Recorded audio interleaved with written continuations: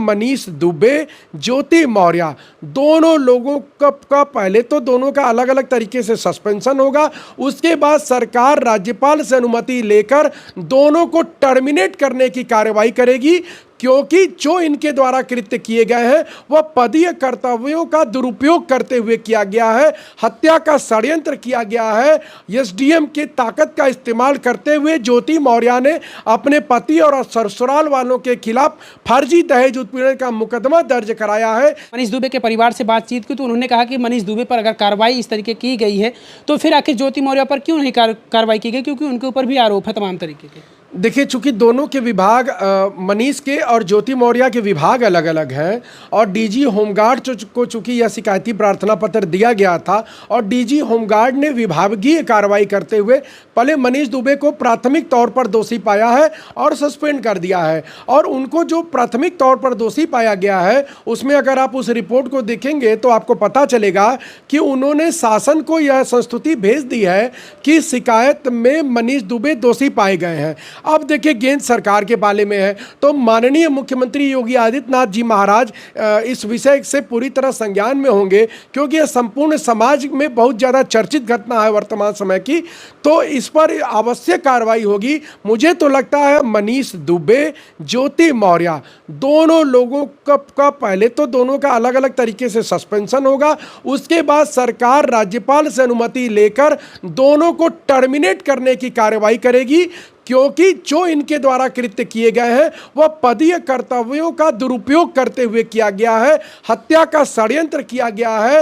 SDM की ताकत का इस्तेमाल करते हुए ज्योति मौर्य ने अपने पति और ससुराल वालों के खिलाफ फर्जी दहेज उत्पीड़न का मुकदमा दर्ज कराया है। इसलिए इस मामले में सस्पेंशन तो प्राथमिक विभागीय कार्रवाई होगी और इस मामले में अंतिम कार्रवाई टर्मिनेशन होनी चाहिए और हत्या के षड्यंत्र का मुकदमा दोनों के ऊपर दर्ज होना चाहिए और दोनों की गिरफ्तारी होनी चाहिए। तब समाज में यह संदेश जाएगा कि इस तरह के अपराध को नहीं किया जाना चाहिए। समाज और सरकार इसको बर्दाश्त नहीं करेगा। सर, ज्योति मौर्य का सस्पेंशन की मांग कर रहे हैं मनीष दुबे के लोग, मनीष दुबे के परिवार के लोग, क्योंकि वो कह रहे हैं कि अगर हमारे बेटे की, हमारे भाई की इस तरीके से सस्पेंड किया गया तो ज्योति मौर्य को क्यों नहीं किया गया। तो सर, आप बता रहे हैं कि उनके विभाग ने किया, तो क्या सर इनके विभाग ने अभी तक ऐसा कुछ कार्रवाई क्यों नहीं अभी किया? ज्योति मौर्य के विभाग से अभी कोई कार्रवाई नहीं हुई है, चूँकि वो सीधे प्रमुख सचिव के अंतर्गत वो उनका जो पद है वो आता है और उसकी भी जाँच हो रही है। चूँकि एक जाँच हो चुकी है, डीजी होमगार्ड ने अपनी जाँच पूरी कर ली है और उसमें दोनों को दोषी पाया गया है, मतलब मनीष दुबे को और ज्योति मौर्य को। दोनों की बातचीत जो है, वॉइस रिकॉर्डिंग है, उसको साबित किया गया है आलोक के द्वारा और अदर एविडेंसेस के द्वारा। तो उसमें वॉइस सैंपल वगैरह लिए गए होंगे, एविडेंसेस कलेक्ट किए गए होंगे। विभागीय कार्रवाई में मनीष दुबे को दोषी पाया गया है और सरकार से डीजी होमगार्ड ने अन्य कार्रवाई के लिए लिखकर भेज दिया है। तो मुझे लगता है जल्दी ही ज्योति मौर्य के खिलाफ कार्रवाई होगी। ज्योति मौर्य पहले सस्पेंड होंगी, फिर मुझे लगता है टर्मिनेट होंगी और सस्पेंशन से पहले उनके खिलाफ हत्या के षड्यंत्र का मुकदमा दर्ज होगा। पदीय कर्तव्यों का दुरुपयोग, भ्रष्टाचार उनके ऊपर साबित है, इसलिए मुझे लगता है कि उनका टर्मिनेशन तो श्योर होगा। सर, ऐसा कौन सा आरोप है जिसमें ये कहा जाए कि श्योर कहा जाए कि नहीं उन्हें टर्मिनेट कर दिया जाएगा? देखिए, सबसे बड़ी बात तो यह है कि उनके खिलाफ भ्रष्टाचार के आरोप हैं और आलोक के पास सारे सबूत हैं उनके खिलाफ भ्रष्टाचार के, जिस पर सरकारी स्तर पर जांच चल रही है। उनके खिलाफ एक जो डीजी होमगार्ड ने जो जांच की थी उसमें ज्योति मौर्य और मनीष दुबे के जो बीच कॉल रिकॉर्डिंग है आलोक की हत्या की, वह भी साबित है। उसके बाद ज्योति मौर्य ने जो मुकदमा दर्ज कराया है आलोक मौर्य के ऊपर, उसके भी षड्यंत्र के तहत इन्होंने कराया है, ऐसा वह लगातार वो मनीष दुबे के साथ बातचीत में बता भी रही हैं। तो अपने पदीय कर्तव्यों का दुर्व्यवहार करते हुए, मिस रिप्रेजेंटेशन करते हुए सरकार के द्वारा दी हुई शक्तियों का उन्होंने अपने शक्ति का गलत इस्तेमाल करके मुकदमा दर्ज कराया है, हत्या का षड्यंत्र रचा है, नैतिकता का अपराध किया है। यह सारे अपराध उनके इस बात को लेकर एप्रोप्रिएट है कि उनका टर्मिनेशन होना चाहिए और उनके खिलाफ मुकदमा होना चाहिए। सर पहले ज्योति मौर्य दहेज को लेकर आरोप लगाती हैं, लेकिन अब ऐसा सुना जा रहा है कि अब उनका आरोप बदल रहा है। वो कह रही हैं कि इस मामले में समझौता के लिए पैसे की डिमांड, कार की डिमांड या फिर कुछ प्रयागराज में कुछ ज़मीन वगैरह, इस चीज़ को लेकर अब इस चीज़ पर कहीं ना कहीं दोनों आपस में समझने की बात कर रहे हैं। देखिए, अब मेरी बात ध्यान से सुनिएगा। बहुत लाखों माताएं, बहनें, बेटियां और उनके पिता और उनके माँ बाप और उनके पति और उनके परिवार के लोग भी मेरी इस बात को सुन रहे होंगे। जब कभी भी मैरिज सेटलमेंट की बात होती है तो स्त्री कमज़ोर होती है। इस नाते सरकार, कानून और समाज तीनों इस बात की इजाज़त देता है कि इस मैरिज सेटलमेंट में स्त्री को कुछ ऐसी रकम मिलना चाहिए जिससे कि उसका पूरा सेटअप कायदे से चल सके। और इवन कानून में आधी प्रॉपर्टी का अधिकार है, संपत्ति में आधा अधिकार।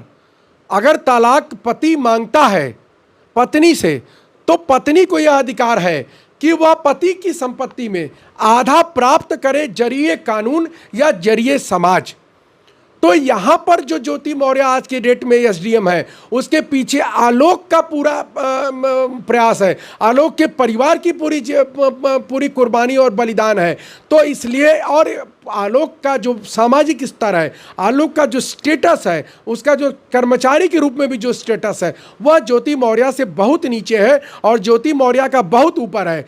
इसलिए यदि मैं इसकी पुष्टि नहीं करता हूं और मुझे नहीं लगता कि उन्होंने यह मांग की होगी, और लेकिन मैं यह कहता हूं कि यदि उन्होंने यह मांग की तो उन्होंने कोई गलती नहीं की है। यह दहेज नहीं माना जाएगा। यह एक उच्च पद पर बैठे हुए मैरिज, चूंकि हमारे यहाँ मैरिज एक विधि के अनुसार मैरिज एक कॉन्ट्रैक्ट है, तो उस कॉन्ट्रैक्ट में जो मजबूत व्यक्ति है वह कमज़ोर व्यक्ति को यदि छोड़ता है तो उसके लाइफ के अपलिफ्टमेंट की जिम्मेदारी भी दूसरे पक्ष की होती है। 99% बार यह बात स्त्री के लिए इस्तेमाल होती है, लेकिन आलोक मौर्य के विषय में यह बात आलोक के लिए इस्तेमाल होगी। और मैं यही नहीं, यदि आलोक भी अदालत में मुकदमा दाखिल करते हैं या ज्योति मौर्य तलाक का मुकदमा दाखिल करती हैं, तो तलाक में आलोक को माननीय जज साहब भी इस तरह के मामले में कंपनसेट करेंगे आलोक को, और ज्योति मौर्य को यह आदेश देंगे कि यदि आप आलोक से तलाक चाहती हैं तो आपको इतनी रकम और इतना सब कुछ आलोक मौर्य को, उसके परिवार को देना होगा।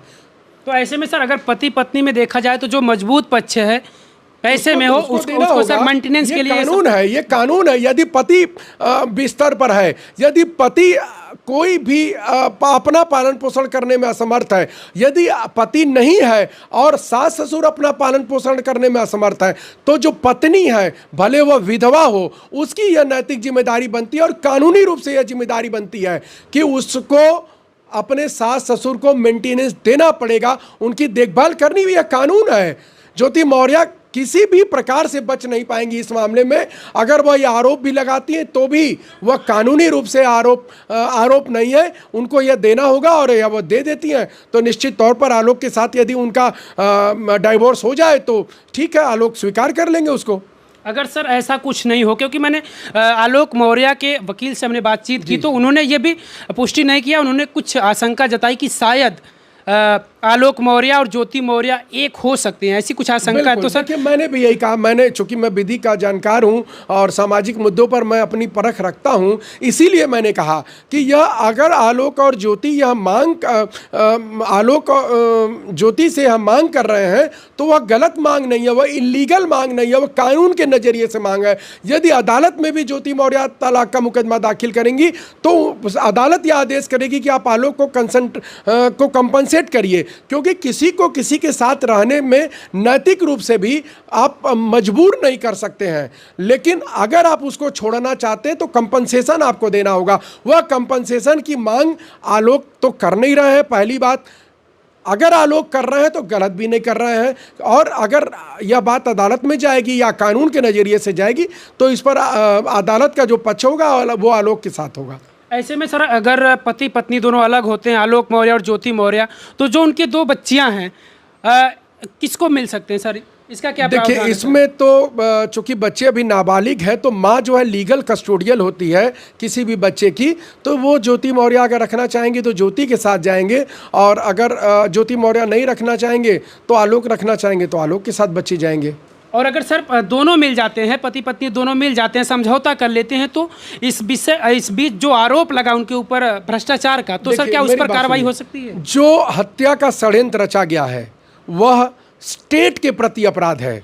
जो अनैतिक कृत्य ज्योति मौर्य के द्वारा किया गया है वह समाज के प्रति अपराध है। और जो भ्रष्टाचार उनके द्वारा किया गया है ज्योति मौर्य के द्वारा, जिसके एविडेंस दिए गए हैं, वह विभाग के प्रति, वह सरकार के प्रति अपराध है। इसलिए तीनों अपराध ज्योति मौर्य कर चुकी हैं। वह आपस के समझौते से वह समाप्त नहीं होगा। ये लोग आपस में समझौता करके पति पत्नी के रूप में रह रहे हैं, रहने भी लगेंगे, तो भी न तो भ्रष्टाचार का आरोप समाप्त होगा और न उसकी जांच समाप्त होगी, न हत्या के षड्यंत्र की जांच समाप्त होगी, और न तो समाज माफ करेगा, क्योंकि यह नैतिक रूप से यह बहुत गलत काम ज्योति मौर्य ने किया है। बिल्कुल सर, इसका मतलब जो भी आरोप उनके ऊपर लगा है, कानूनी तरीके से उनके ऊपर कार्रवाई होनी निश्चित है। बिल्कुल निश्चित है। उनका अभी सस्पेंशन होगा, हो सकता है टर्मिनेशन हो, चाहे आलोक से उनका समझौता हो तो भी, नहीं समझौता हो तो भी, क्योंकि ये मैट्रिमोनियल डिस्प्यूट नहीं है, यह पति और पत्नी के बीच का विवाद नहीं है, यह पति और पत्नी के उठ करके सरकार के संज्ञान का अपराध है, सरकारी कर्मचारी के द्वारा किया हुआ अपराध है, एक पत्नी का उसके ससुराल के लोगों के द्वारा किया हुआ अपराध है। तो यह नैतिक अपराध है, सामाजिक अपराध है, कानूनी अपराध है, और सरकार के प्रति अपराध है, और मानवता के प्रति अपराध है। आलोक और ज्योति के बीच में यदि किसी प्रकार का समझौता हो जाता है तो भी समाज इस अपराध से ज्योति मौर्य को माफ नहीं करेगा और मनीष दुबे को माफ नहीं करेगा। बिल्कुल सर, बहुत बहुत धन्यवाद सर। हमारे साथ बातचीत कर रहे थे वाराणसी के वरिष्ठ अधिवक्ता शशांक शेखर त्रिपाठी जी। ज्योति मौर्य एसडीएम और उनके पति आलोक मौर्य और मनीष दुबे को विषय को लेकर हमसे बातचीत हो रही थी। इस बातचीत पर आप क्या सोचते हैं, कमेंट करके अपनी राय जरूर दीजिएगा। बहुत बहुत धन्यवाद।